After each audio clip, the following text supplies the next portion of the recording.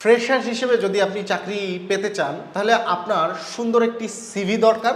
সেই সিভিতে এমন একটি নাম্বার দিবেন যেই নাম্বারে আপনাকে সব সময় পাওয়া যাবে। এমন যেন না হয় কোম্পানি আপনাকে ফোন করেছে, আপনার ফোনটি বাসায় রয়েছে, অথবা ফোন করে আপনাকে পেলো না, আপনিও দেখলেন যে একটি আননোন নাম্বার থেকে ফোন এসেছে, আপনি ব্যাকও করলেন না।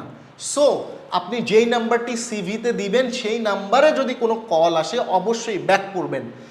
কারণ আমরা দেখতে পাই 10 জন ফ্রেশারকে কল করে 4 জন কলই রিসিভ করে না বা তাদের সাথে যোগাযোগই সম্পন্ন হয় না, নাম্বারটি বন্ধ থাকে, অথবা তাকে ফোন কল দেওয়া গেলেও সে আর ব্যাক করে না।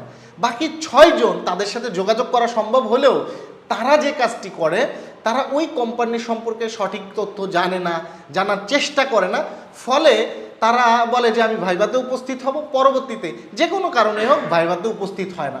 এ কারণে ফ্রেশারদের প্রতি কোম্পানির নেগেটিভ ধারণা তৈরি হয়।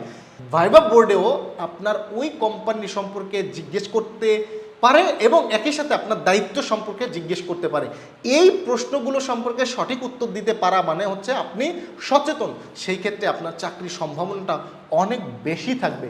সো ফ্রেশারদের বলবো ভালো একটি সিভি তৈরি করুন, অ্যাক্টিভ নাম্বার রাখুন, কল করলে রিসিভ করুন, তথ্য জেনে ইয়েস নো বলুন এবং কোম্পানি সম্পর্কে তথ্য জেনে ভাইভা বোর্ডে উপস্থিত হন।